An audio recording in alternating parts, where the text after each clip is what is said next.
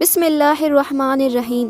قرآن کی 6236 آیات ایکسکلوڈنگ بسم اللہ، انہیں ترجمے کے ساتھ یاد کر پانا ہمارے لیے مشکل کام ہے، لیکن ان آیات کا مطلب سمجھنا ہمارے لیے بہت ضروری ہے جو ہم نماز میں پڑھتے ہیں، کیونکہ ہمیں دن میں 5 بار نماز پڑھنی ہوتی ہے۔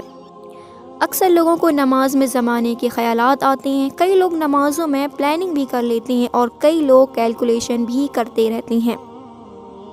اس کی وجہ یہی ہے کہ ہمیں نہیں معلوم کہ ہم نماز میں کیا پڑھ رہے ہیں۔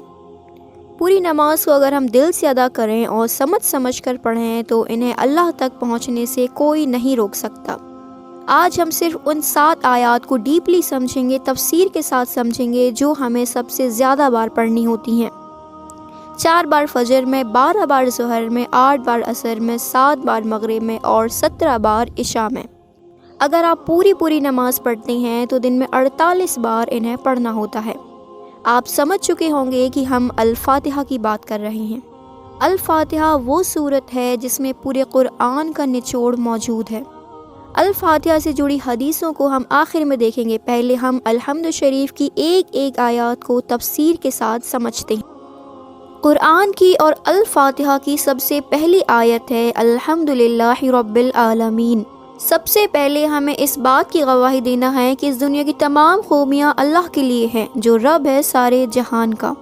اکثر لوگوں میں مال و دولت، اولاد، قابلیت، علم، خوبصورتی کا غرور آ جاتا ہے، اور ان غرور والوں کو اللہ سخت ناپسند فرماتا ہے۔ غرور والوں کا غرور چور چور کر دینے والی ہے یہ آیت۔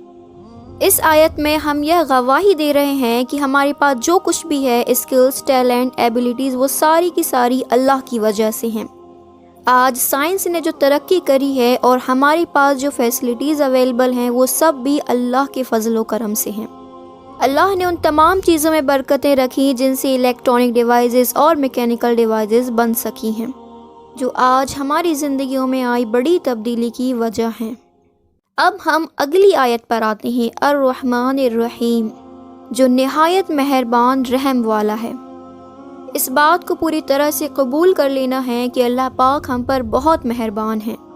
اکثر لوگ چھوٹی پریشانیوں کی وجہ سے ناشکری پر اتر آتے ہیں، جو اللہ کو سخت ناپسند ہے۔ امتحان ہم سبھی کی زندگی کا ایک اہم حصہ ہے۔ امتحان کے بغیر کسی کی زندگی پاسبل نہیں ہے، اور ان امتحانات پر صبر کرنے والے کو اللہ پاک اچھا ثواب نصیب فرماتا ہے۔ اللہ پاک کے بے شمار احسانات ہیں ہم انسانوں پر۔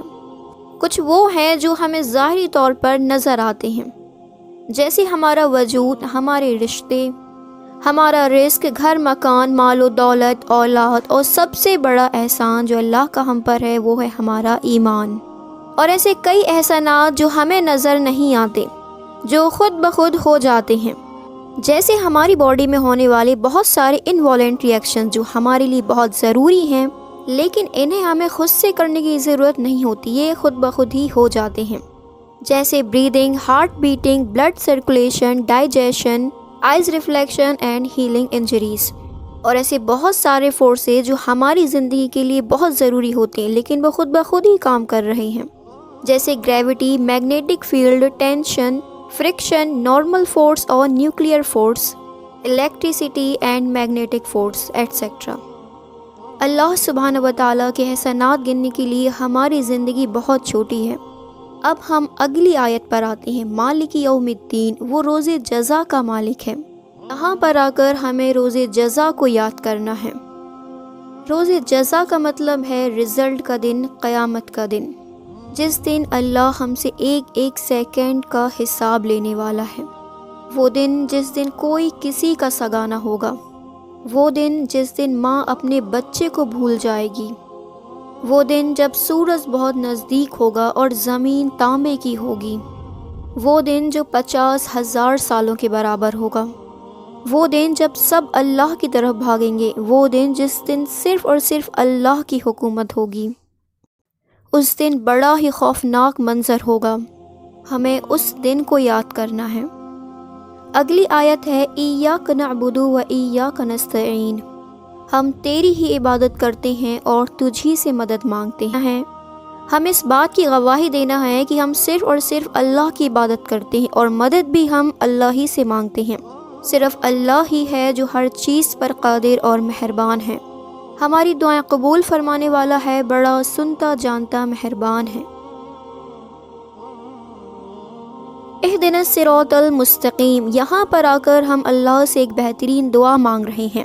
یا اللہ ہمیں صراط المستقیم پر چلا۔ صراط المستقیم مطلب اس راستے پر جو سب سے سیدھا راستہ ہے، جو سب سے اچھا راستہ ہے، جو نیکوں کا راستہ رہا ہے، جس راستے پر چل کر ہم دنیا اور آخرت میں کامیاب ہو سکتے ہیں۔ ایسے راستے پر یا اللہ تو ہمیں ثابت قدم رکھ۔ اگلی آیت ہے صراط الذین انعمت علیہم، راستہ ان لوگوں کا جن پر تو فضل کرتا ہے، جو تیرے نیک بندے ہوتے ہیں، راستہ ان لوگوں کا جو تیرے فرما بردار بندے ہوتے ہیں، وہ راستہ جو ہمیں جنت الفردوس کا حقدار بنانے والا ہے۔ آخری آیت ہے غیر المغضوب علیہم ولا الضالین، نہ کہ ان لوگوں کا راستہ جن پر تیرا غضب ہوا۔ ہمیں ان لوگوں کے راستے پر نہ چلانا یا اللہ جن پر تیرا عذاب نازل ہوا۔ ہمیں ان لوگوں کے راستے پر کبھی نہ چلانا یا اللہ جو تیرے نافرمان ہیں، ناشکرے ہیں۔ حضور صلی اللہ علیہ وسلم نے فرمایا ہے کہ قرآن کا نچوڑ الفاتحہ کی ان 7 آیات میں موجود ہے، اور واقعی ہم نے دیکھا کہ ان 7 آیات میں وہ سب کچھ موجود ہے جو ہمیں اللہ سے چاہیے اور جو اللہ کو ہم سے چاہیے۔ صرف یہی 7 آیات ایسی ہیں جن کا ذکر اللہ نے قرآن کی دوسری آیات میں بھی بیان فرمایا ہے، جو اس طرح ہے، اور ہم نے تمہیں دی وہ 7 آیات جو بار بار پڑھی جاتی ہیں۔ الحمد شریف ہی وہ صورت ہے جو ہم سب سے زیادہ بار ریپیٹ کرتے ہیں۔ کوشش کریں کم از کم ان 7 آیات کو ترجمہ سہی ضرور یاد رکھیں۔ جب بھی نماز میں الفاتحہ کی تلاوت کریں تو جو باتیں آج ہم نے ڈسکس کری انہیں ضرور من میں ریوائز کیا کریں۔ انشاءاللہ ہماری نماز میں بس ان 7 آیات سے بھی بڑی تبدیلی آ سکتی ہے، اور اگر پوری نماز ہی ترجمے کے ساتھ یاد کی جائے تو کیا بات ہے۔ رسول اللہ صلی اللہ علیہ وسلم نے سورہ فاتحہ کی بڑی فضیلتیں بیان فرمائی ہیں۔ انہیں سوتے وقت بھی پڑھا کریں، بیماریوں پریشانیوں میں بھی پڑھا کریں، اور وقت ملنے پر تسبیح میں بھی پڑھا کریں۔ آپ تمام سننے والوں پر اللہ کی رحمت و سلامتی ہو۔